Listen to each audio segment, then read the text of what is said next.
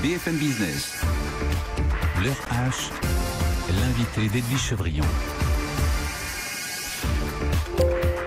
Bonsoir à tous et bienvenue dans l'heure H avec notre invité, celui qui était en charge du programme économique de Marine Le Pen, enfin un des, et qui est aujourd'hui délégué, Jean Messia. Bonsoir. Bonsoir. Merci d'être avec nous. Vous êtes membre du Bureau national du Rassemblement national et vous êtes aujourd'hui délégué coordinateur des études. Alors, je suis délégué national aux études, oui. Oui, et vous êtes membre du Bureau national du Rassemblement national. Rassemblement national, c'est l'étape ultime de la mue du Front national. C'est ce qu'a dit Marine Le Pen. Est-ce que c'est vrai pour vous et à vos yeux? Oui, tout à fait. Je pense que le changement de nom, si vous voulez, d'une part clôture un cycle qui a démarré avec l'arrivée de Marine Le Pen en 2011 à la tête du parti. Et qui s'est donc a connu des réussites puisque les scores électoraux ont été là, donc c'était un changement de stratégie, une mue du parti, d'un parti de contestation vers un parti d'opposition avec l'entrée dans des assemblées locales de plusieurs centaines d'élus, et c'est aussi un point de départ, c'est-à-dire que le rassemblement, c'est un processus qui commence, on va rassembler les électeurs et si possible effectivement des personnalités d'autres bords. Oui, alors justement le but c'est de rassembler, c'est d'avoir des rassembleurs. Est-ce que lorsque vous voyez ce qui s'est passé, en l'occurrence chez les Républicains, le divorce entre Virginie Kamels et Laurent Wauquiez qui a donc limogé, ce qui se fait assez peu en politique, enfin, en tout cas c'est ce qu'il a fait, qui a limogé Virginie Kamels et l'a remplacé par Jean Leonetti. Du reste, vous avez tweeté, bah tiens super, comme ça il pourra s'occuper de la fin de vie des Républicains. Comment est-ce que vous voyez justement cette recomposition à droite, Jean Messia? Est-ce que c'est... Bah écoutez, les Républicains sont un môle qui résiste encore, un môle de l'ancien monde, qui résiste encore, mais dont on voit bien, si vous voulez, qui constitue une sorte de rassemblement hétéroclite, sans ligne stratégique précise, où ils disent tout et son contraire. Entre la ligne de Kamels et la ligne de Wauquiez, je veux dire, c'est exactement la même différence entre la ligne de Wauquiez et la ligne de Juppé. Oui, mais au moins maintenant c'est clarifié. Ben voilà, donc si vous voulez, la tension a été paroxystique jusqu'à l'explosion, parce que c'en est une. Et je pense que tous les républicains qui sont macronisables, entre guillemets, iront rejoindre Macron. Et quant aux républicains qui sont plus sur une ligne identitaire nationale souverainiste, eh bien, ils sont les bienvenus chez nous. Oui, c'est ça. Donc vous voyez une disparition des LR et puis vous voyez le Rassemblement national qui va constituer une droite plus identitaire, plus forte. Exactement, parce qu'en fait, la ligne de partage ou de fracture entre les mondialistes et les nationaux passait par les républicains en tant que parti. Donc ça ne pouvait pas tenir. Du reste, il y a un jeune républicain qui est allé à la rencontre de jeunes du Rassemblement national pour plaider un rapprochement. C'était donc le 6 juin dernier. Est-ce que c'est par là, c'est par les jeunes, vous pensez que ça va se reconstituer ? Ah, vous savez, nous, on a toujours fait de la politique par la base. Donc nous ne sommes pas pour, je dirais, l'omnipotence de tous les accords d'état-major. Nous croyons toujours, effectivement, que les principales initiatives viennent du peuple, viennent de la base et viennent des jeunes, évidemment. Ouais. Est-ce que vous êtes toujours en charge du programme économique ? Je suis en charge des études. Il n'y a pas de problème. Enfin, lorsqu'on regarde le programme économique du Rassemblement national, on tombe sur le programme économique du Front national pour l'élection présidentielle. Oui, tout à fait, mais je veux dire, bon, il y a eu une séquence électorale qui s'est achevée. Là, effectivement, on travaille sur le programme économique, mais en l'ajustant par rapport, effectivement, au message qui a été passé par les Français à notre candidate l'année dernière. Donc, notamment sur l'euro. Oui, enfin bon, de toute façon, les grands principes ne vont pas changer. Il ne faut pas s'attendre à ce que nous devenions de jour au lendemain non souverainistes ou non identitaires. On a deux murs porteurs qui sont qui sont la souveraineté et l'identité. Après, effectivement, il faut travailler sur les modalités pour recouvrer les deux. Ouais. Jean Messia, on parlera d'économie, de votre programme économique, et puis notamment l'euro. Est-ce qu'il faut sortir l'euro ou pas? On sait que c'est même un sujet de clivage au sein du Front National. Et en tous les cas, la réponse des Français a été non, on veut rester dans l'euro. On en parlera avec Emmanuel Gip qui vient nous rejoindre. Bonsoir Emmanuel. Bonsoir. Avant, je voudrais quand même qu'on revienne sur cette crise migratoire. Donc lors de ce sommet franco-allemand, aujourd'hui, Emmanuel Macron et Angela Merkel ont donné une conférence de presse commune que vous avez pu suivre sur BFM Business. Ils ont dit que d'abord, l'Europe était un moment de vérité. Donc je ne sais pas si vous partagez ça. Et deux, que la réponse à cette crise migratoire ne pouvait que passer par une réponse européenne. Emmanuel Macron a dit la France n'est pas une île au milieu de nulle part. Écoutez, c'est une drôle de conception de la France. Enfin, j'ai entendu également Bruno Le Maire nous dire qu'on ne pouvait rien faire tout seul. Bon, chez nous, au Rassemblement National, nous pensons que la France est un pays majeur, dans tous les sens du terme. Les responsables actuels considèrent que la France est un pays mineur, au sens de la minorité légale. C'est-à-dire qu'on ne peut rien faire tout seul. Non, c'est plutôt qu'on n'est plus... il nous faut... plus tard, on est mieux si on est plusieurs, quoi. Oui, mais enfin, une somme d'impuissance, si vous voulez, ne fait pas une puissance. Mais une somme de puissance, ça fait une puissance. Mais c'est justement, c'est pas des puissances locales. Bah, écoutez, pendant 20 ou 30 ans, depuis 20 ou 30 ans, la France n'a pas particulièrement cultivé sa puissance. Bien au contraire, on a abandonné la puissance militaire aujourd'hui, elle est plus qu'elle était il y a 20 ou 30 ans. La puissance économique, pas plus. Nous nous sommes beaucoup industrialisés. Elle se porte mieux. Oui, enfin, la croissance... Pas par rapport aux années 60, là vous avez raison, en l'occurrence, aux 70, mais... Non, mais elle se porte pas beaucoup mieux depuis que Macron est arrivé, si c'est ça que vous voulez dire. Voilà, mais donc non. Moi, je crois qu'aujourd'hui, si vous voulez, l'Europe connaît une phase de vérité, oui, mais c'est surtout une phase terminale, parce que on ne peut pas continuellement approfondir ce qui ne marche pas. Or, la crise migratoire, elle n'est pas tombée du ciel. C'est quand même l'impuissance de l'Europe pendant toutes ces années qui nous a fait aboutir à la situation à laquelle on est arrivé aujourd'hui. Est-ce que vous comprenez la position? Est-ce que vous soutenez la position de l'Italie, notamment de son ministre de l'Intérieur, Clavigny? Est-ce que vous le soutenez? Vous pensez qu'il a raison? C'est une manière de mettre les pieds dans le plat, si j'ose dire. Mais écoutez, je pense qu'aujourd'hui, tous les peuples sont désireux de protéger leur identité et leurs frontières. Ça ne veut pas dire que nous sommes des gens sans cœur, ça ne veut pas dire qu'on n'est pas pour l'accueil des miséreux, mais le problème, il y a encore un rapport du HCR hier qui disait que près de 68 millions de personnes étaient candidats au départ ou à l'exil de leur pays. Vous comprenez qu'on ne peut pas non plus accueillir tout le monde. Donc il faut rétablir des écluses. Alors on peut parler peut-être aussi de la politique de Trump vis-à-vis de ça, parce qu'il a fait couler beaucoup d'encre, à mon avis à tort. Mais effectivement, aujourd'hui, les peuples se réveillent. Le laisser faire, laisser passer, c'est terminé. Les peuples sont de retour. Il y a des experts qui emploient l'expression pour cette crise migratoire de 11 septembre européen, au sens où, comme le 11 septembre, les Américains ont compris que finalement, ils n'étaient plus tranquilles chez eux, bien au chaud, que les Européens, c'est pareil, ils se rendent compte que finalement, l'Europe, c'est pas une forteresse qui les protège.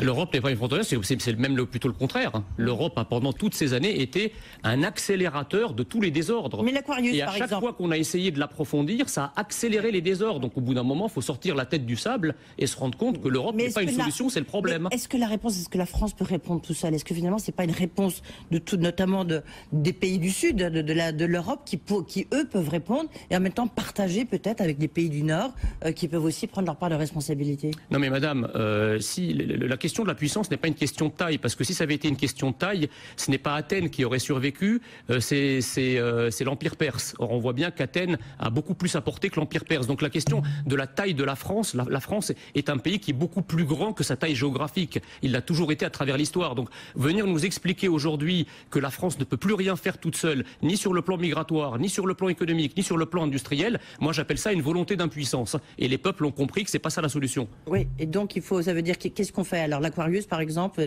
heureusement qu'il est allé en Espagne, c'est ça que vous nous dites. Non mais il faut pas, si vous voulez, il faut maintenant, si on a les moyens d'accueillir les migrants, et qu'on a des politiques d'assimilation et d'intégration qui marchent, il n'y a pas de problème. Mais aujourd'hui, on n'est plus dans les années 50.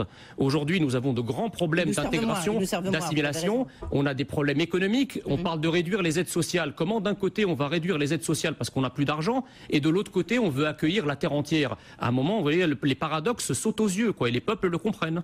Est-ce que justement, lorsque vous voyez Donald Trump, qui a revendiqué sa fermeté extrême en affirmant qu'il ne laisserait pas les États-Unis devenir un camp pour migrants, je le cite, vous avez vu, j'imagine, comme nous tous, ces images où on voit ces enfants séparés de leurs parents pour montrer sa fermeté, mais mis dans des cages qui existaient déjà avant, il faut le préciser. Tout à fait. Vous soutenez, au-delà des images, vous dites, il a raison, cette fermeté, Trump, je la partage. Écoutez, les images peuvent sembler choquantes, mais encore une fois, je pense qu'il y a un ancien monde médiatique, politique, qui ferraille contre la politique de Trump, qui n'a pas accepté sa défaite l'année dernière, et qui, effectivement, se saisit de tout et n'importe quoi pour essayer de faire choc. Moi, je crois que... Melania Trump elle-même a dit que ces images, la femme de Donald Trump, cela dit... Enfin, écoutez, quand des parents vont en prison... il est rare que les enfants les accompagnent. Donc moi, ça me choque pas du tout. La deuxième chose, c'est que si on veut pas être séparés, la meilleure façon, c'est quand même de pas franchir les frontières illégalement. Enfin, c'est le bon sens, quoi. Oui. Bon, ils le font pas forcément de leur plein gré, Tout à fait, mais enfin, eux, ils ont le droit, enfin, la terre entière a le droit de tenter d'aller où elle veut, mais la terre entière a aussi le droit de défendre ses frontières, son identité et son modèle social. Mais la terre entière, c'est là où on peut quand même être en désaccord. C'est-à-dire que quand on regarde. C'est la phrase de Michel Rocard. Quand on regarde les flux qui sont en jeu, non, mais quand on regarde les flux qui sont en jeu, ils n'ont quand même rien à voir avec les flux qu'on a absorbés par le passé. Là, on parle de quelques milliers de personnes. Oui, mais justement, c'est parce que c'est bien la preuve que c'est le trop-plein, monsieur Le Chypre. C'est le trop-plein parce qu'on a accueilli effectivement des centaines, peut-être des millions d'immigrés en les 30 dernières années. Qui ont permis à l'industrie et l'industrie automobile, notamment française. Alors ça, vous me parlez des années 50 et 60. Oui. Moi, je vous parle de tous ceux qu'on a accueillis à partir des années 80 dans le cadre du regroupement familial. On est passé d'une immigration de travail à une immigration de peuplement. En même temps, les élites qui sont arrivées au pouvoir en 81 désintégraient, je dirais, le modèle national français en présentant la France comme étant aux Olympiades de l'horreur le pays le pire du monde. Et donc on a effectivement en fin de chaîne des terroristes, quoi. Voilà. On reviendra sur les autres annonces, en l'occurrence, parce que c'est vrai que ce sommet franco-allemand a été dominé par cette crise migratoire, mais il y a eu notamment des annonces sur l'Europe avec l'éventualité, la possibilité de ce budget européen. Mais justement, on va parler de l'Europe, de l'euro, de la sortie de l'Europe, puisque c'était quand même un des points forts de votre programme, c'était la sortie de l'euro. On va en parler avec Emmanuel Le Chypre. En tous les cas, c'est le chiffre qu'il a choisi ce soir, c'est le chiffre de Le Chypre. BFM Business, l'heure H, le chiffre de Le Chypre. Le chiffre, évidemment, c'est 2 points de PIB, 45 milliards d'euros. Oui. En tous les cas, c'est ce qu'a perdu la croissance britannique depuis le non à l'Europe, depuis le référendum sur le Brexit.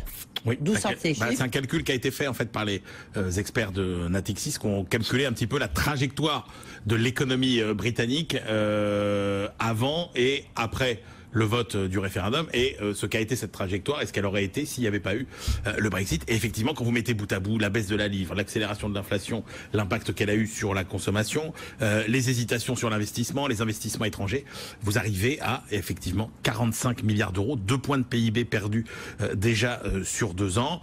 La Banque d'Angleterre, elle, nous dit que grosso modo, chaque foyer britannique a perdu à peu près 1000 euros depuis que les Anglais ont dit non au référendum. Donc là, c'est pas de sortie de l'euro, c'est finalement la sortie de cette Europe et pour le coup notamment du marché unique qui est peut-être ce qui plus gros fer de lance en tous les cas la construction européenne. Oui, c'est sûr, la construction économique, c'est ce qui reste pour l'instant à l'Union européenne. Peut-être que ça va changer, mais pour l'instant, c'est ce qui reste. Jean Messia, commentaire. Écoutez, le premier commentaire que j'ai, c'est que vous connaissez ce que disait le prix Nobel d'économie Ronald Coase. Derrière la modélisation, c'est une opinion.